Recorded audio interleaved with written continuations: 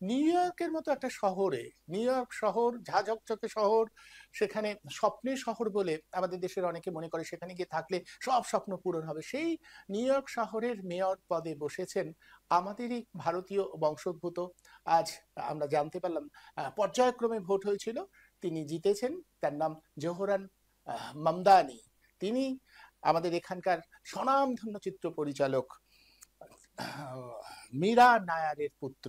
বাবাও বাবাও শিক্ষাবিদ, মামুদ মামদানি তার নাম, শিক্ষাবিদ এবং লেখক।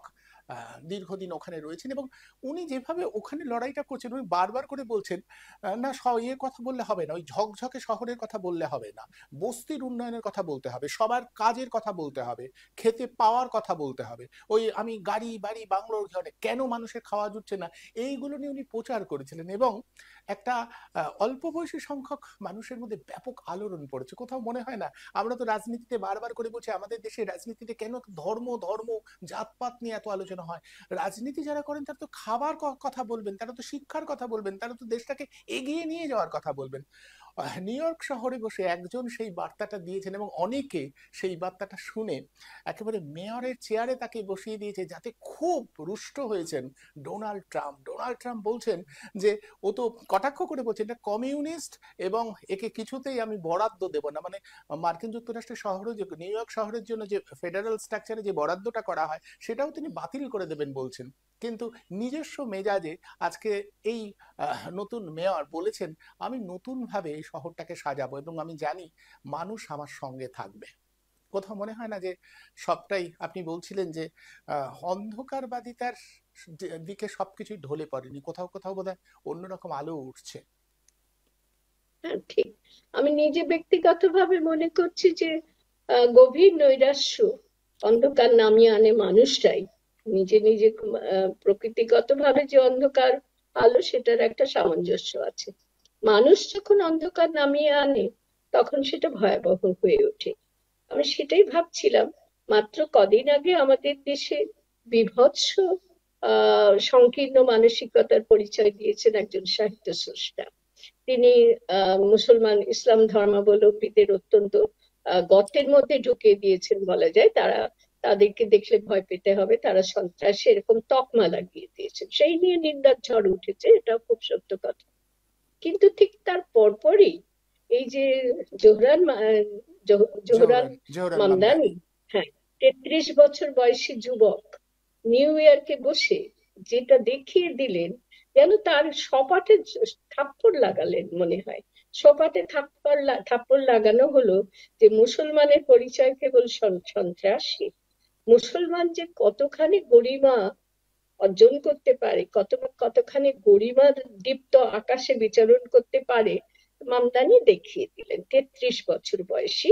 সেটা আমার মনে হয়েছে যে ওই হঠাৎ আলোর ঝলকানি লেগে ঝলমল করে চিত্ত, অন্ধকারে যেন একটা বিবশ হয়ে আসে। একজন সাহিত্য স্রষ্টা এরকম করে কথা বললেও একটা পুরো সম্প্রদায়, একটা পুরো ধর্মাবলম্বীদের সম্প্রদায়কে, গোষ্ঠীকে এইভাবে অবমাননা করতে পারলেন। তারপরে তার জবাবটা, সঠিক জবাবটা কিন্তু এখান থেকে মিলে গেল। কিন্তু আমার এর সঙ্গে একটা কিন্তু আছে। আমি এই জোহরান মামদানির মুসলমান পরিচয়টাকে গুরুত্ব দিতে চাইছি না, যদিও খবর এটা বারবার আসছে প্রথম মুসলমান মেয়র নিউ ইয়র্কে। এই খবরটা বারবার গুরুত্ব দিয়ে বলা হচ্ছে। আমার নিজের দিক থেকে মনে হয় তার এই মুসলমান ধর্ম পরিচয়টা এক্ষেত্রে গৌণ হয়েই বিবেচিত হওয়া উচিত। দ্বিতীয় যেটা তার দিক থেকে, যেটা তার দিক থেকে কৃতিত্বের এবং যেটা তিনি করতে পেরেছেন অভিনব ব্যাপার, সেটাকেই আমাদের গুরুত্ব দেওয়া উচিত। এবং সেটা যে গুরুত্ব পেয়েছে নিউ ইয়র্কের জনগণের কাছে, সেটাই আমাদের কাছে পরম খবর, পরম বিস্ময়ের খবর না, পরম গর্বের খবর। না, মানুষ আছে এখনো। সে নিউটন, এই আমি এটা বরাবরই ভুল বলি, ইউরেকা ইউরেকা শব্দের বলেছিলেন, আমি খুবই ভুল বলি, নিউটন নিউটন বলতাম, আজকে সেটা সংশোধন করছি। যাই হোক, আছে এখনো আলো, এখনো আছে আছে আছে, এটা আমাদের বলতে ইচ্ছে করছে। কেন বলতো? নিউ ইয়র্ক সম্পর্কে সকলের ধারণা কি? এখনো আমরা এই ধরনের ধারণা পোষণ করি। নিউ ইয়র্ক একটা অতি ধনী দেশ এবং অত্যন্ত উন্নত দেশ। কোথাও মামদানি সেটা ধারে কাছে এর ভেঙেছে, অন্য। একদম মামদানি সেই হ্যাঁ, ভাবনাটা ভেঙে একদম। হ্যাঁ, বাস্তবটাকে আমাদের সামনে তুলে ধরেছে, বহু মানুষের ধারণাকে টুকরো টুকরো করে দিয়েছেন উনি। ওখানে যে কত মানুষ আছে যাদের ঘর নেই, থাকার ঘর নেই, কত মানুষ আছে যারা চিকিৎসা পায় না, ঠিক মতো চিকিৎসা পায় না, কত শিশু আছে যাদের পূর্ণ বিকাশের সুবিধা পায় না, এই সমস্ত অনুন্নয়নের দিকটা মামদানি সেদিক ধরেই কাজ করছিলেন। তাদের মধ্যে গিয়ে উনি কাজ করছিলেন যারা অনুন্নয়নের বাধার মধ্যে একেবারে আহ কি বলবো, জীবনের নিমজ্জিত ছিলেন। লুণ্ঠিত অবস্থাটা তারা ভোগ করছিলেন। সেই সমস্ত ক্ষেত্রে উনি নিজে ফিল্ডে গিয়ে গিয়ে কাজ করেছেন। কাজ করার ফলস্বরূপ সাধারণ মানুষ ওকে আপনজন বলে বুকে টেনে নিয়েছেন। এবং এই ভোটে, এই যে নির্বাচন হলো, সেই নির্বাচনে তারই প্রকাশ ঘটেছে, ভালোবাসার প্রকাশ। উনি যে তাদের আপনজন হয়ে উঠেছিলেন তার প্রকাশ ঘটেছে। এখানে ওর কোনো অর্থ ছিল না। ওর প্রতিদ্বন্দ্বী ছিলেন যিনি, তার টাকার কোনো কুলকিনারা নেই, এত টাকা তার আছে, তিনি ভেবেছিলেন নিশ্চিত জিততে হবে তার, কিন্তু এর কিছুই ছিল না। সেই তুলনায় ইনি একেবারেই অতি দরিদ্র, মানে ওদের তুলনায় একদম দরিদ্র মানুষের থেকে মানুষ বলে অর্থ মনে সংগ্রহ করতেন। করেছেন প্রচারের জন্য। আমি যেটা বারবার করে বলি, মিরাজউদ্দিন মানুষের কাছে গিয়ে মানুষের কাছ থেকে বলেছে আমি প্রচার করতে চাই, আপনাদের কাজ করতে চাই, আপনারা আমাকে সহযোগিতা করুন, সাহায্য করুন, আমি কাজ বড় করে, এর দিকে যাব শুধু না। তাই না, কাজ করার শুরুও করেছিলেন উনি, অনেকদিন ধরে কাজ করছিলেন, তার জন্যই তারা ফ্রেন্ডলি হয়েছিল ওর সঙ্গে। তার সঙ্গে ওর সঙ্গে মিত্রতা তৈরি হয়েছিল সাধারণ মানুষের। অন্য মানুষরা তো, সারা পৃথিবীর মানুষরা জানেই না যে নিউ ইয়র্কে কত অভুক্ত মানুষ থাকে, ও নিউ ইয়র্কে কত গৃহহীন মানুষ থাকে, নিউ ইয়র্কে কত চিকিৎসা হারা শিশু থাকে, এরা তো জানেই না। মানে ঝকমকে ব্যাপারটা উপর থেকে এত, যে পিছনে যে কত কালি রয়েছে, অন্ধকার ভরা গলি, সেগুলো কেউ জানতো না।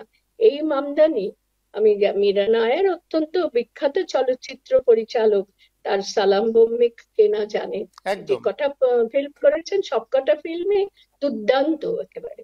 সেই মীরা নায়ারের সন্তান তিনি। আবার তার বাবা হচ্ছে সুপণ্ডিত মানুষ, একদম। একাডেমিক জগতে অত্যন্ত সুপণ্ডিত মানুষ মাহমুদ মামদানি।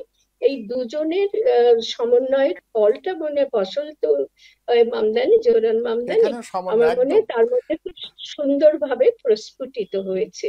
তিনি অন্ধকার, নিউ ইয়র্কের যে অন্ধকার দিক, সেই দিকটাকে আলোয় ভরাতে চেয়েছেন, নিজের জীবন দিয়ে, নিজের শ্রম দিয়ে, নিজের জীবনের সবটুকু মনোবৃত্তি দিয়ে, সুমনোবৃত্তি দিয়ে তিনি ভরাতে চেয়েছেন অন্ধকারের একদম আমরা অন্তত জীবনগুলোকে প্রত্যাশা করবো আলো। মিরাজউদ্দিন এই বৃত্তটা ক্রমশ বড় হোক, এই বৃত্তটার পরিসর আরো আরো বাড়ুক, এইরকম খবর আমাদের মন ভালো করে দেয়। মানে উনি আমি তো না, একটা কথা, উনি তো তার সেই মানসিকতার স্বীকৃতিতে তো পেয়েছেন।